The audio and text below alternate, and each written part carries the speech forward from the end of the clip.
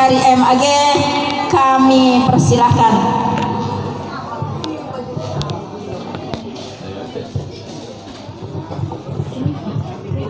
Mana yang bagus? Allah, Allah, Allah. Ogah dua-duanya capek. Bismillahirrahmanirrahim. Assalamualaikum warahmatullahi wabarakatuh.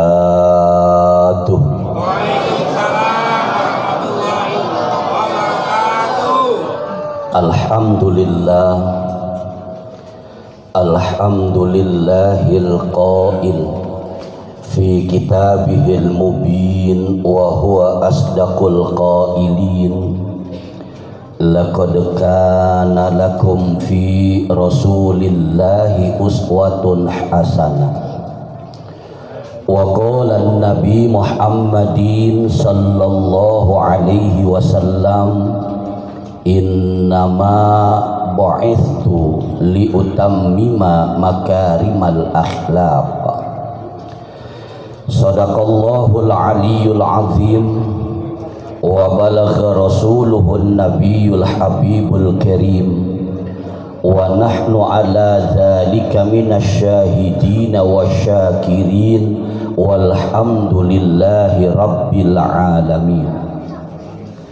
Al-mukarramun, segenap alimil ulama, para hujjaj, tokoh sesepuh masyarakat, aparatur pemerintahan baik sipil, TNI maupun Polri-nya, yang dengan tidak mengurangi rasa hormat saya yang tidak bisa saya sebutkan satu persatunya, akhinal kiram, al-mukarram wal mukhtaram, al-ustadz al-hajj Bapak Ismi, wasilah saya Ummi Dede, sekali lagi segenap kepanitiaan dan segenap kepengurusan musolla al-inayah, ma'asyiral muslimin wal muslimat rahimakumullah.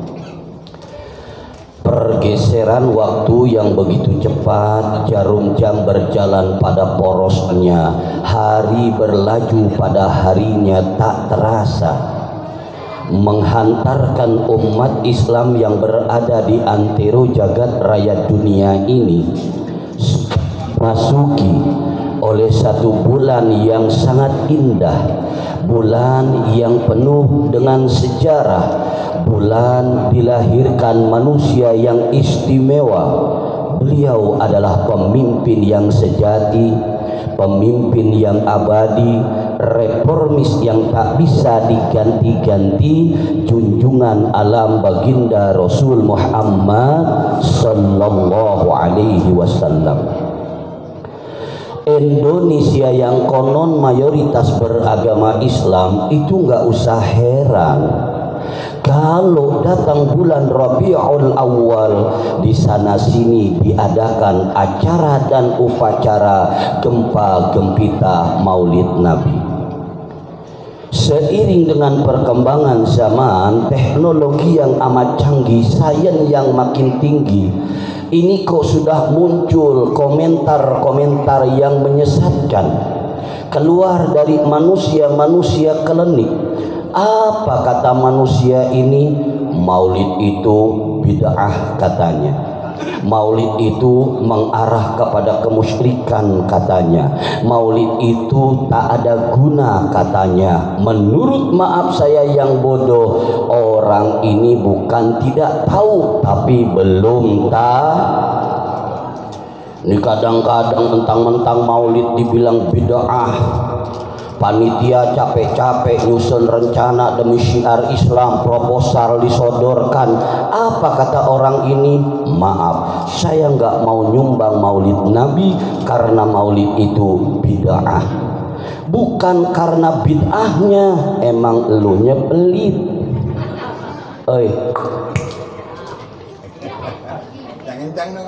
Orang kalau udah kena penyakit pelit mah repot, betul nggak? Betul nggak? Jangankan hartanya, dosanya aja dipinta nggak dikasih. Makanya saya mau tanya sama ibu-ibu nih yang kebanyakan jamaahnya, tolong jawab yang jujur.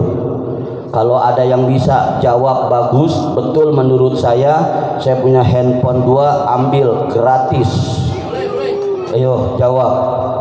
Mana yang bagus, orang kaya pelit sama orang miskin medit? Jawab. Jawab. Bingung-bingung lu.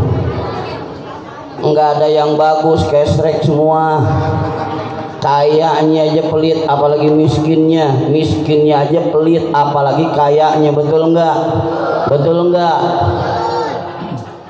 Terkadang saya bingung, kenapa?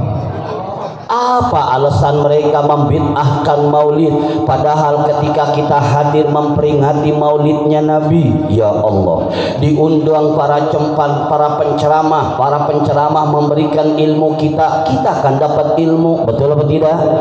Betul apa tidak? Jawabnya yang kompak, udah makan snack juga. Ayo, betul apa tidak? Kan bagus biar terpaksa. Ketika kita hadir memperingati maulidnya Nabi, ada qori diundang, kita dengerin, kita dapat pahala. Benar? Betul? Bahkan hebatnya ketika kita menghadiri maulidnya Nabi, kita yang satu sama lain tidak kenal, akhirnya timbul perkenalan. Ukhuwah Islamiyah tercipta.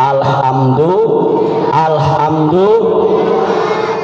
Kalau ada yang bertanya, Pak Kiai, saya udah dipanggil Kiai, alhamdulillah. Biarin dah dipanggil Kiai. Sebenarnya saya belum Kiai, saya baru bau-bau Kiai. Nggak apa-apa bau-bau Kiai daripada Kiai bau. Tahu Kiai bau? Tahu Kiai bau? Kiai bau tuh kiai yang kalau diundang ceramah masang tarif. Tuh kiai bau, tuh koruptor, ayat-ayat Allah, ayat-ayat hadis Rasulullah itu nanti yang pertama kali mimpin orang kafir masuk ke dalam api neraka itu. Kayak saya nih diundang sama Mbak Siti, diundang sama siapa? Umi, Dedeh, disuruh ceramah.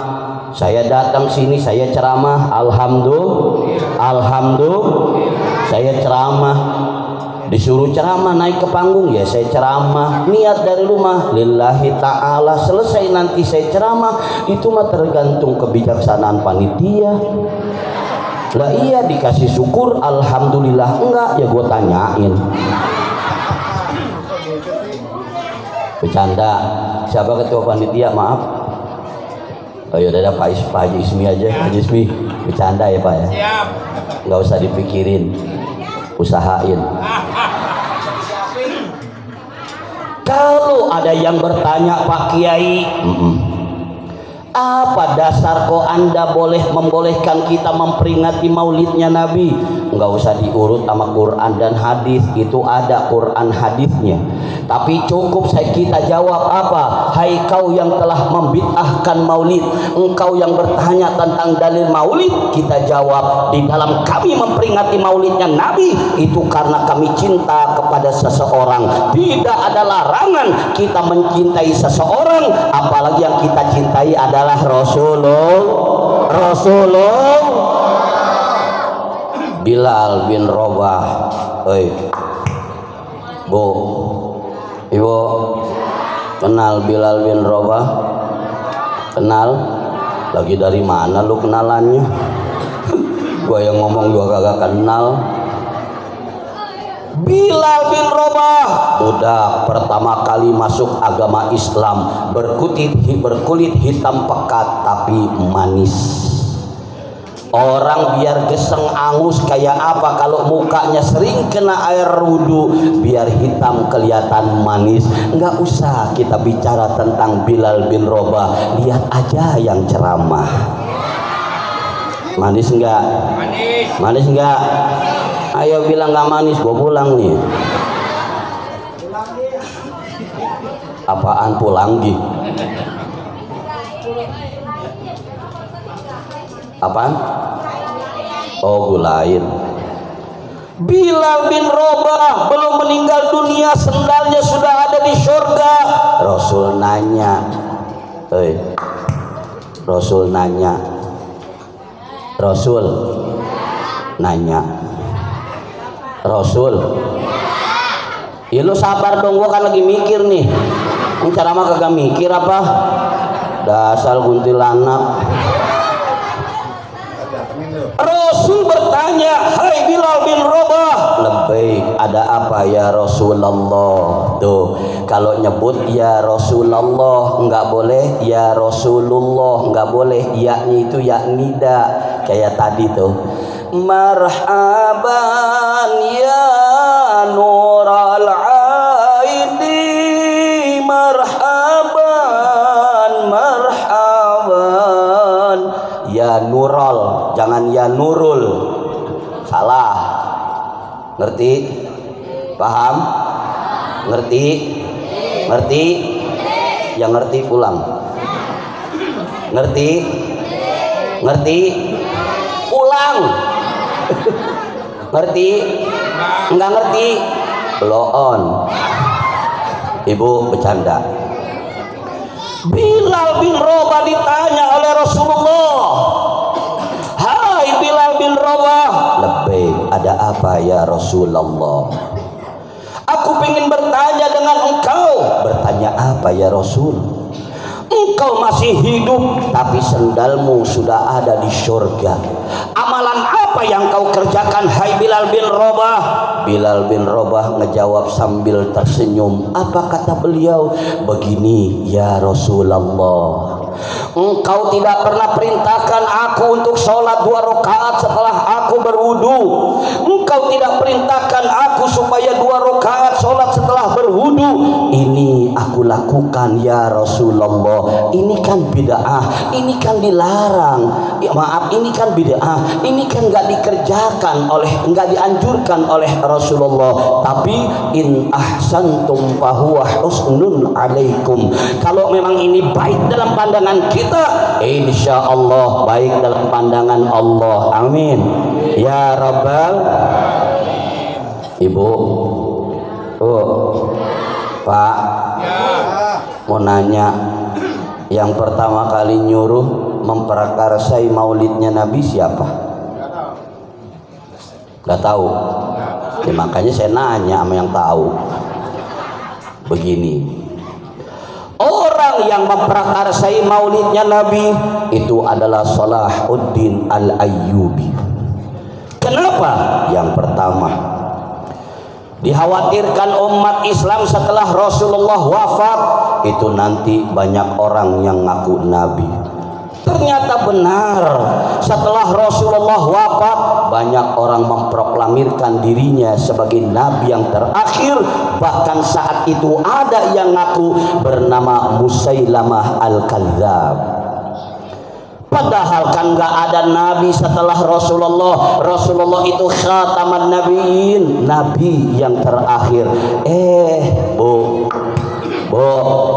Ibu, di Indonesia ada yang ngaku Nabi. Ahmad Musodek. Ahmad Musodek itu, Pak, maaf ya, pondok pesantren yatim saya itu cuman beda satu tembok dengan Ahmad Musodek. Nah, ini tempat terima wahyu Ahmad Musodek. Nah, di sini itu adalah pesantren yatim saya.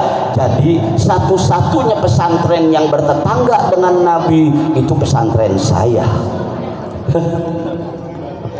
Ahmad Musodek ngaku sebagai Nabi, di penjara, ditangkap. Ceritanya saya besuk. Bu, saya besuk nih Nabi. Saya tanya, nasib saya apes ketemu sama ini Nabi, amit-amit. Masa Nabi pakai celana pendek bawa ember?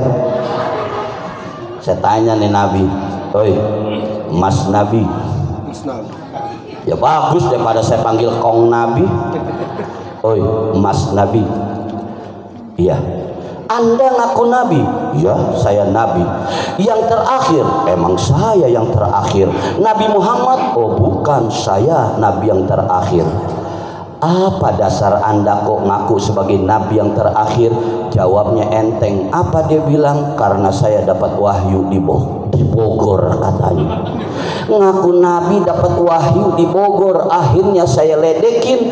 Maaf Mas Nabi, di Bogor kagak ada wahyu, adanya tales.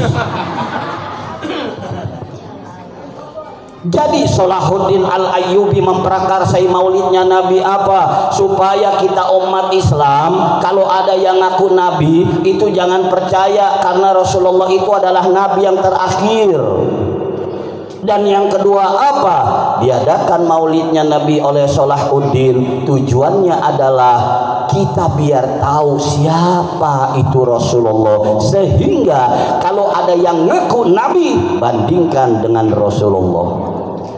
Manusia yang lain di alam dunia ini adalah manusia yang biasa, tapi Rasulullah manusia yang luar biasa. Coba bayangkan bagaimana kurangnya Rasulullah. Rasul dilahirkan di kota. Rasul dilahirkan di kota.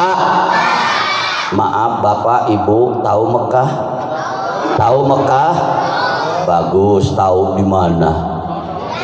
Nih saya kasih tahu, Mekah, Grogol belok kanan. Mekah. Nah, kalau pengen umroh nih ke Mekah Madinah, maaf daftar sama saya. Tuh kebetulan saya bawa istri saya, daftar, dijamin aman, duit kagak hilang. Saya sama istri yang bakal ngebimbing dari berangkat rumah, periksa saya koper sampai ke Mekah Madinah.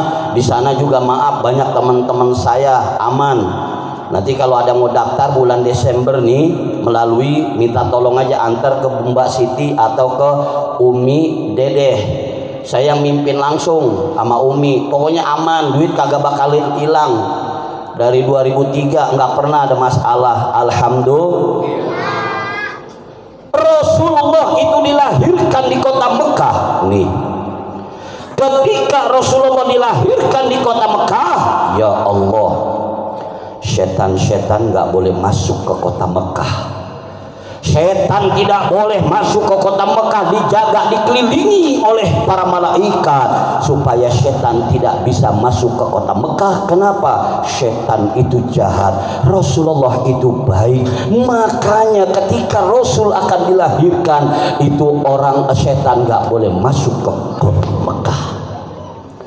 Bahkan hebatnya lagi Rasulullah ketika dilahirkan, ayo saya tanya maaf sama bapak-bapak, bapak-bapak ketika dikhitan, disunat itu setelah lahir apa sebelum lahir? Setelah lahir apa sebelum lahir? Setelah lahir, karena bapak manusia biasa, saya manusia biasa, Rasulullah manusia luar biasa. Ketika Rasulullah dilahirkan, kemaluannya sudah dikhitan. Oleh siapa? Para malaikat dari surga. Dibantu oleh siapa? Bidadari juga dari surga. Dibersihkan dengan apa? Dengan air Zam-Zam yang juga dari surga. Subhanallah. Nabi Muhammad itu maaf kalau buang air besar, kalau BAB, ketika Rasulullah buang air besar, pada saat kotorannya mau kelihatan orang, itu tiba-tiba bumi terbelah dua kecil.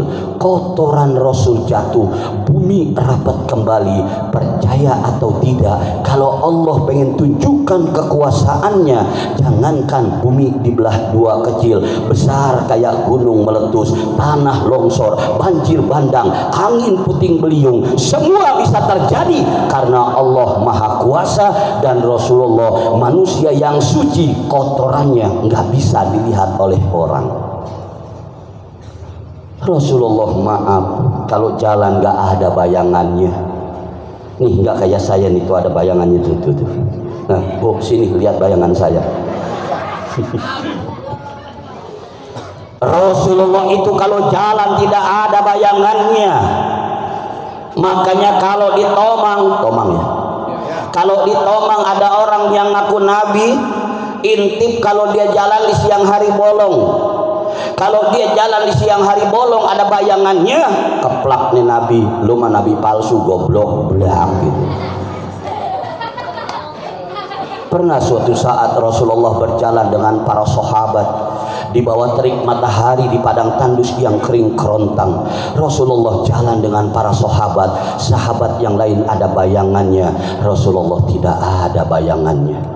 Sahabat Abdullah penasaran bertanya, "Ya Rasul, lebih kami semua jalan ada bayangan, tapi kenapa engkau tidak ada bayangan ya Rasulullah?" Nabi nggak mau jawab. Kenapa? Khawatir ada unsur kesombongan. Kenapa Rasulullah itu kalau jalan tidak ada bayangannya? Karena sebelum Rasulullah dilahirkan, cahayanya sudah ada di surga, sehingga cahaya yang ada di dunia ini nggak bisa mengalahkan cahaya yang terpancar dari wajah dan badan Rasulullah. Makanya para sahabat itu kalau ngobrol dengan Rasul berhadapan langsung, buang muka, bukan karena benci, karena nggak sanggup memandang pancaran cahaya yang ada pada wajah Rasulullah. Kedua, kenapa Rasulullah kalau jalan tidak ada bayangannya? Karena Rasulullah insan yang mulia, bayangannya nggak pantas diinjak oleh orang banyak, apalagi oleh binatang-binatang jelata. Makanya Rasul kalau jalan tidak ada bayangannya. Masya Allah nyuruh kita sholat, Allah nggak sholat. Allah nyuruh kita haji, Allah tidak haji. Allah perintahkan kita zakat, Allah tidak zakat. Allah nyuruh kita puasa, maaf, Allah nggak puasa. Tapi aneh, ketika Allah perintahkan kita untuk bersolawat kepada Nabi, Allah dalam Al-Quran menyatakan, innallaha wa malaikatahu yusalluna 'alan nabi. Bukan hanya para malaikat, kata Allah, aku sendiri bersolawat kepada Rasulullah. Bayangkan Allah Al-Khaliq pencipta bersolawat kepada Rasulullah sebagai makhluk yang diciptakan. Luar biasa Rasulullah. Ayo kita baca sholawat dulu sebentar aja. Ayo, silakan kalau mau ditabu dengan hadrah. Ada ya. Ya Nabi salam alaika,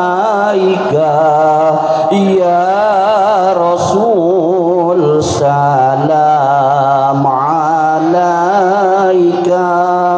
ya Habib salam alaika, salawatullah alaika. Allah, ayo solawat yang khusyuk.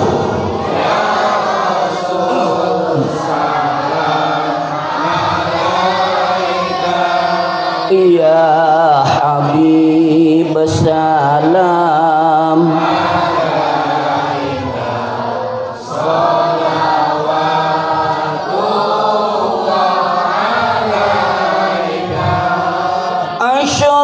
asyraqal kaunu batihaja biwujudil Mustafa Ahmad wali ahlil kauni unsu wa sururun kartajadan. Allah, ayo salawat alaika yang khusyuk.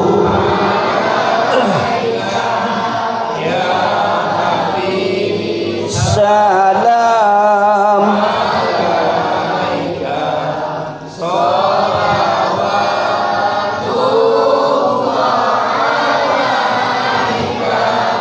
fatrahu ya ahlal mathani fahazar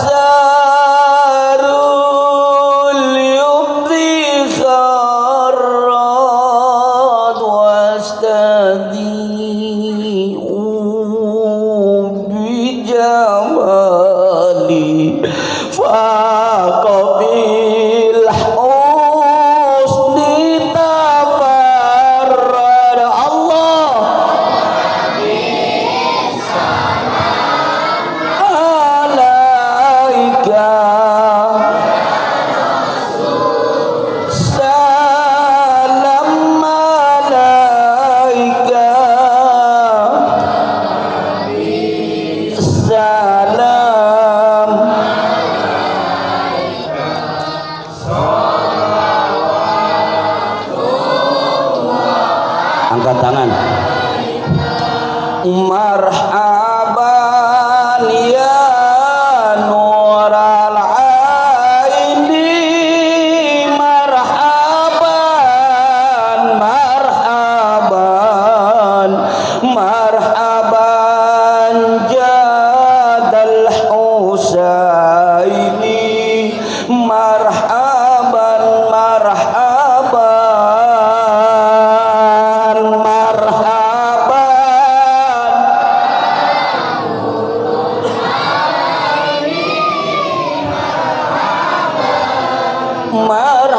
Marhaban marhaban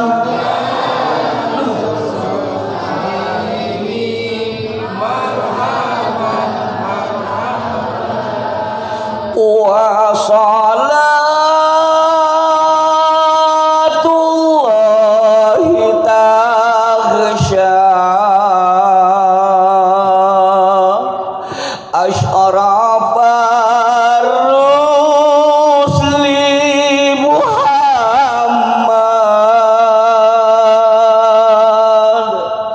wa salamun mustamirun kullahiddi yatajaddad sallallahu ala marhaban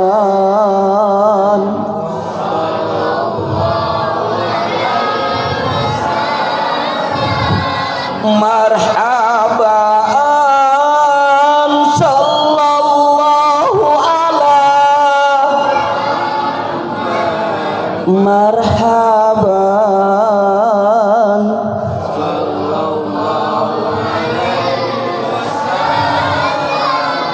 marhaban.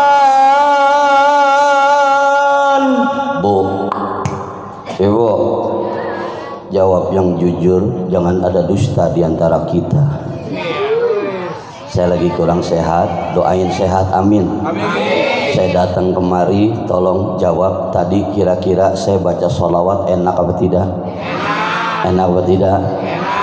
Ah, yang benar. Sekilas info dulu waktu saya masih muda, kalau saya azan mobil pada berhenti. Dengerin dulu suara azan saya nih. Allahu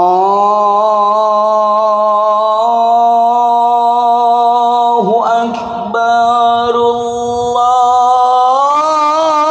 Allahu Akbar. Mobil pada berhenti. Kenapa? Ya lampu merah. Gini, kalau tadi kita baca sholawat enak, maaf bukan karena suara saya enak, nggak sebab. Kalau tadi kita baca sholawat, maaf bukan karena suara bapak-bapak, ibu-ibu enak, tidak. Inilah hebatnya Rasulullah. Kita nggak pernah melihat wajah Rasul, kita nggak pernah mencium harum badannya Rasul, kita tidak pernah memandang indah badannya Rasul. Tapi aneh, biarpun kita nggak pernah melihat Rasul, kita nggak pernah bosan bersolawat kepada Rasul. Betul atau tidak? Makanya banyakin salawat. Nih, para malaikat itu pernah bertemu dengan Allah. Apa kata para malaikat? Ya Allah, Engkau boleh turunkan air hujan berhari-hari lamanya, berminggu-minggu lamanya, berbulan-bulan lamanya, bertahun-tahun lamanya. Kami, kata para malaikat, mampu menghitung jumlah air hujan yang turun ke bumi. Tapi maaf ya Allah, kami tidak sanggup menghitung pahala orang yang bersolawat kepada Rasulullah. Bayangin, air hujan bertahun-tahun malaikat bisa ngitung, tapi jujur malaikat berkata, ampun ya Allah, kami tidak bisa menghitung pahala orang yang bersolawat kepada kekasihmu, yaitu Rasulullah. Makanya banyakin solawat, insya gendong anak solawat, gendong anak solawat, masak solawat. Allahumma sholli ala masak sambil sholawat, insya Allah masakannya enak, amin. Gendong anak, nimang cucu, sholawat. Ya Nabi, salam alaika ya Rasul, salam salam alaika ya Habib, salam alaika salawatullah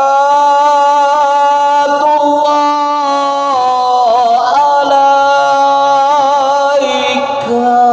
Insya Allah anak cucu kita jadi anak yang benar, insya gendong anak nimang cucu, jikir kagak, sholawat kagak, malah nyanyi. Pak gendong kemana-mana.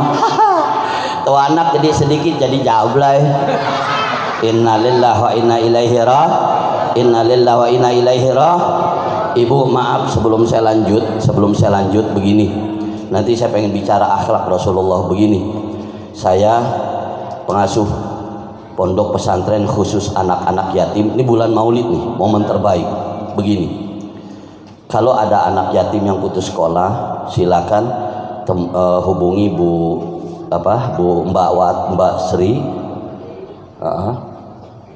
atau Mbak Siti atau dengan Umi Dedeh, hubungi.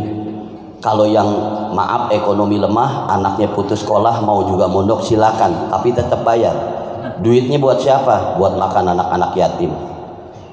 Kalau yang yatim total gratis, tidak ngeluarin biaya apa-apa, total gratis. Nggak usah bawa buku, nggak usah bawa kasur, nggak usah bawa bantal, nggak usah bawa baju, yang penting pakai baju. Iya dong, pakai baju. Masa tuh yatim ke pondok saya telanjang bulat? Ini yatim apa tuyul? Yang kedua, ini momen yang terbaik nih. Kadang-kadang kita munafik. Kalau Rasul dihina kita marah, kalau Rasul dicela kita murka, tapi kita nggak mau peduli kepada anak yatim. Padahal Rasul lahir dalam keadaan, ini momen terbaik nih. Rasul bilang, ana abul yatama, saya adalah bapaknya anak yatim. Ayo, maaf, mohon bantuannya buat pembangunan pondok pesantren khusus anak yatim saya di Bogor dengan di Banten. Ya, baik. Kira-kira mau bantu saya nggak nih? Mau nggak? Tenang aja Bu, tenang. Ini momen terbaik. Kapan lagi? Bulan Maulid. Kita memperingati Maulid Nabi. Rasul lahir dalam keadaan yatim. Ingat ya, tidak ada orang yang miskin gara-gara peduli kepada anak yatim. Ketika ibu nanti nyumbang, niatin dalam hati, ya Allah, saya pengen nyumbang buat anak yatim, saya pengen bisnis, saya pengen usaha, saya pengen dagang supaya laris maju. Tolong ya Allah, percaya, yakin akan dikabul. Amin. Silakan, mana panitia? Ayo, habisnya saya bicara dengan tentang akhlak. Ayo, silakan. Sambil baca sholawat. Allahumma sholli ala Muhammad. Ya Rabbi sholli alaihi wasallim. La ilaha illallah ya Allah. La ilaha illallah ya Rasulullah. Sama-sama. Allahumma sholli ala. Ayo bantu. Ya Rabbi sholli alaihi. La ilaha illallah ya Allah. La ilaha illallah ya Rasulullah. Ayo. Allahumma sholli ala. Ya Rabbi Rabbi sholli alaihi la ilaha